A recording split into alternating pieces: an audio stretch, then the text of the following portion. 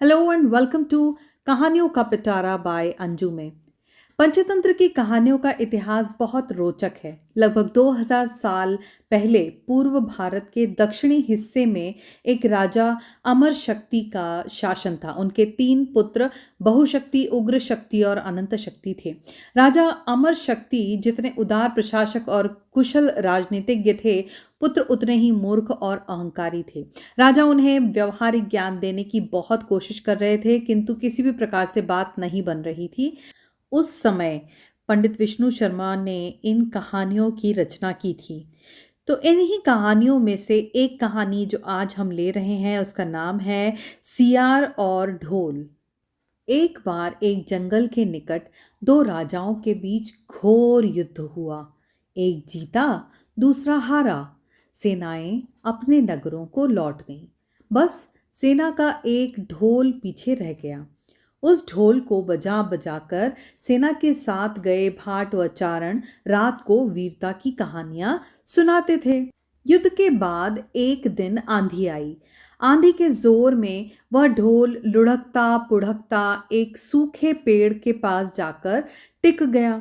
उस पेड़ की सूखी टहनियां ढोल से इस तरह सट गईं कि तेज हवा के चलते ही ढोल पर टकरा जाती और ढमाढम की गुंजायमान आवाज होती।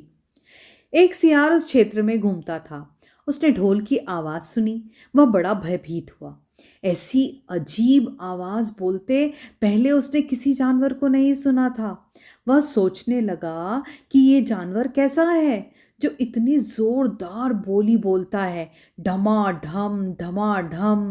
सियार छिपकर ढोल को देखता रहता, यह जानने के लिए कि यह जीव उड़ने वाला है या 4 टांगों पर दौड़ने वाला। एक दिन सियार झाड़ी के पीछे छुपकर ढोल पर नजर रखे था। तभी पेड़ से नीचे उतरती हुई एक गिलहरी कूदकर ढोल पर उतरी। हल्की सी ढम की आवाज हुई। गिलहरी ढोल पर बैठी दाना कुतरती रही।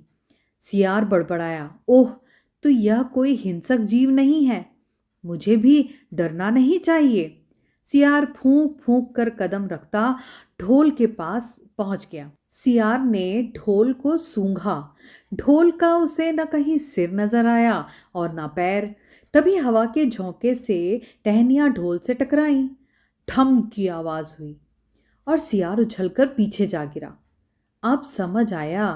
सियार उठने की कोशिश करता हुआ बोला, यह तो बाहर का खोल है।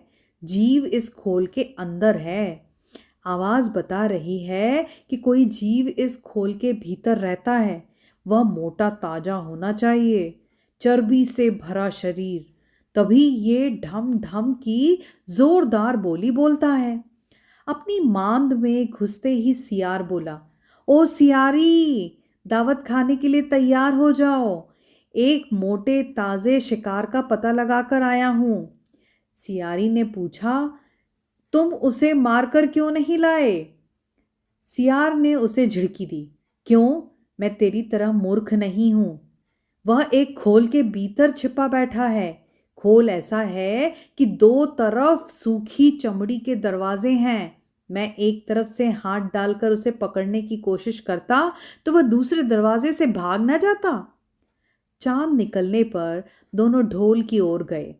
जब वे निकट पहुंच ही रहे थे कि फिर हवा की टहनियां ढोल पर टकराईं और ढम ढम की आवाज निकाली। सियार सियारी के कान में बोला, सुनी उसकी आवाज? जरा सोच, जिसकी आवाज ऐसी गहरी है वह खुद कितना मोटा ताजा होगा। दोनों ढोल को सीधा करके उसके दोनों ओर बैठे और लगे दांतों से ढोल के दोनों ओर की चमड़ी वाले भाग के किनारे फाड़ने। जैसे ही चमड़ियां कटनी लगी, सियार बोला, होशियार रहना। एक साथ हाथ अंदर डाल शिकार को दबोचना है। दोनों ने हूं की आवाज के साथ हाथ ढोल के भीतर डाल दिए और अंदर टटोलने लगे। अंदर कुछ नहीं था। एक दूसरे के हाथ ही दोनों को पकड़ में आए। दोनों चिल्लाए, यहां तो कुछ नहीं है, और वे माथा पीट कर रह गए। तो इस कहानी से हमें ये शिक्षा मिलती है कि बड़ी-बड़ी शेखी मारने वाले लोग भी ढोल की तरह ही अंदर से खोखले होते हैं। यानी जो लोग बड़ी-बड़ी बातें कर रहे हैं, ज़रूरी नहीं है कि वो उन्हें पूरा ही करें। तो फ्रेंड्स, ये थी आज की कहानी। अब हम मिलेंगे अगले वीडियो में किसी नई कहानी, किसी नई रचना, किसी नई कृति के साथ। तब तक के लिए आप अपना बहुत ध्यान रखें।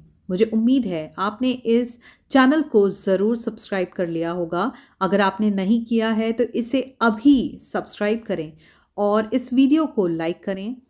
आपके लाइक्स हमें बहुत मोटिवेट करते हैं। तो उम्मीद है हम मिलेंगे अगले वीडियो में। तब तक के लिए goodbye and stay connected.